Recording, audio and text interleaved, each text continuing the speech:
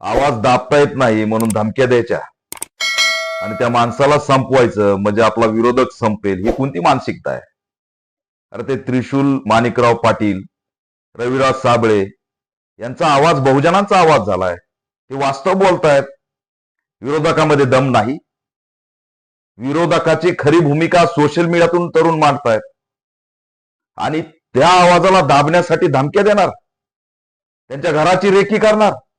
हा 4 दिवस झालं ते सोशल मीडिया सांगतेत आमच्या जीवाला धोका आहे. नाही, तुमच्या बाजूनी माकड उड्या मारणारे, त्यांना धोका आहे म्हणलं की त्यांच्या मागे 10 पोलीस लावता. त्या माकडांना कुणाचा धोका असतो ते आजपर्यंत कळालं नाही.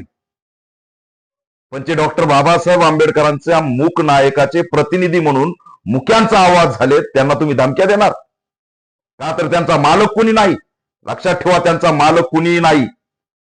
ते डॉक्टर बाबासाहेब आंबेडकर छत्रपती शिवाजी महाराजांचे मावळे आहेत. ते कुणाच्या बापाला घाबरणार नाहीत. लढता लढता मरण आलं तरी चालेल, पण ही लढाई सोडायची ना, अशी भूमिका त्यांनी घेतली. ते घराघरात पोहोचलेत, गरिबांचा आवाज झालेत. त्यांनी असे मुद्दे मांडले जे कुठंच नाहीत. अधिवेशनात आणण्याची सुद्धा कुणाची हिंमत नाही. आणि आज ते आवाज उठवतात, त्यांचा आवाज दाबण्यासाठी यंत्रणा कामाला लागते. मी ठामपणे इशारा देतोय, लक्षात ठेवा, हे असले चिरकुट धंदे बंद करा. संविधानाचं राज्य, कायद्याचं राज्य. तुम्हाला कोणत्या मताशी दुमत असेल तर कायदेशीर प्रक्रिया आहे. पण जर रेखी करणं, नामुक करणं, ढमुक करणं ही जर नौटंकी कराल तर कुणालाही इजी घेऊ नका. लक्षात ठेवा, रविराज साबळे आणि त्रिशूल माणिकराव पाटील आणि अनेक सोशल मीडियामध्ये क्रांतिकारक जे काम करतात ते तरुण, यांचा आवाज बहुजन झाले, तेवढं लक्षात ठेवा. त्यांच्या केसाला जरी धक्का लागला ना, गृहमंत्री देवेंद्र फडणवीस हे प्रकरण गांभीर्याने घ्या. त्यांच्या केसाला जरी धक्का लागला तर महाराष्ट्रामध्ये याचे तीव्र परिणाम झाल्याशिवाय राहणार नाहीत. कारण तुम्ही कुणाला उठून चिल्लर समजू शकत नाही, एवढं लक्षात ठेवा. त्यांच्या आवाजाला साथ मिळते. लोक रिॲक्ट होत आहेत. काय रिॲक्ट होत आहेत हे वाचून तुमची झोप उडाली. आणि हळूहळू ते जर असेच बोलत राहिले तर तिथं क्रांती येऊ शकते, याची भीती तुम्हाला वाटायला लागली. नाही, कोणताच विरोधक नको, ना पक्षीय विरोधक नको, ना अधिवेशनातला विरोधक नको, ना सोशल मीडियातला विरोधक नको. ही कोणती भूमिका असू शकते? तरुण लढतायत, बोलतायत, बोलू द्या. अरे उत्तर द्या ना, तुमच्यात हिंमत आहे तर. 10 15 हजार अकाउंट खुलून, तिथं फेक अकाउंट खुलून तुमच्या कार्यालयातून खेळ चालवताय, त्यापेक्षा जरा उत्तर द्यायला लोक उभा करा. तेवढी तर बौद्धिक क्षमता नाहीये उत्तर द्यायची बहुजनांच्या लेकरांना. म्हणून मन काय तर त्याला संपवायचं.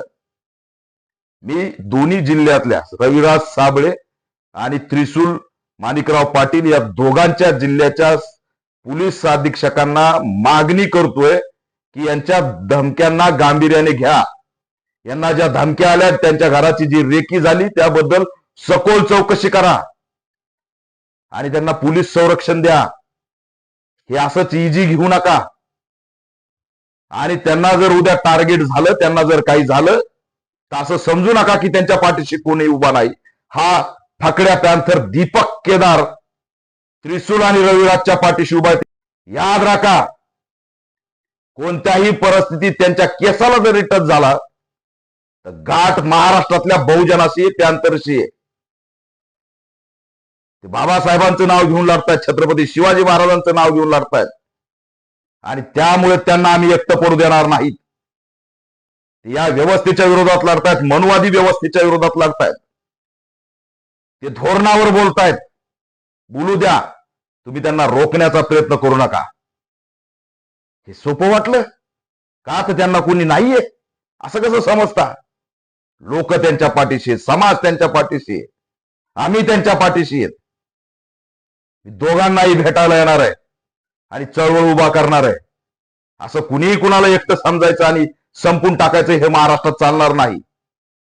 अरे आजपर्यंत अजित पवार यांचं काय झालं याचं पुढे येत नाही. हे तर आमचे साधे साधे पोर आहेत. पण यांना तुम्ही इजी घेऊन जर तुम्हाला वाटत असेल यांनाही आम्ही काहीतरी टार्गेट करू, तर हे होऊ देणार नाहीत.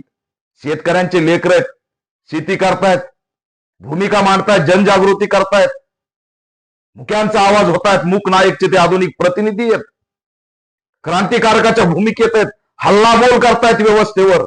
तो हल्लाबोल तुम्हाला सहन व्हाय ना.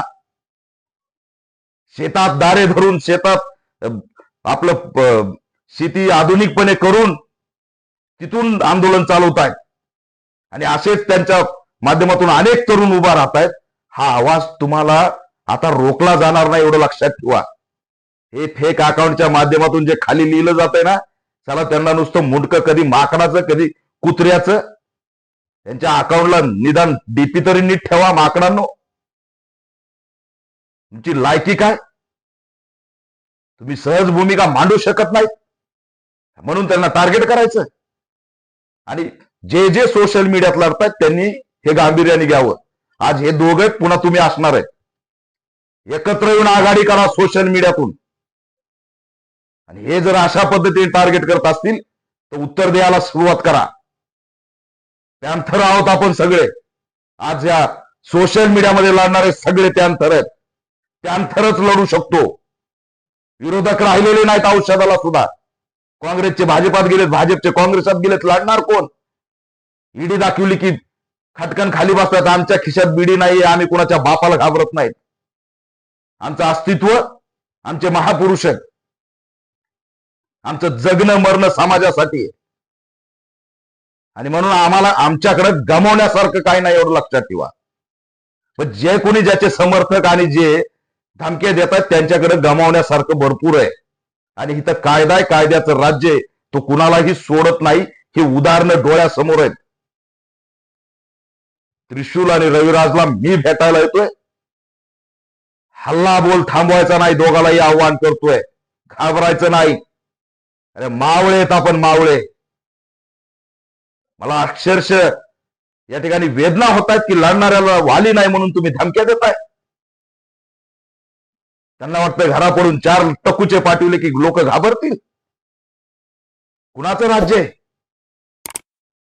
आणि या राज्यामध्ये जर तरुण आजचा लढणारा सुरक्षित नसेल तर आम्ही काय शांत बसणार आहेत?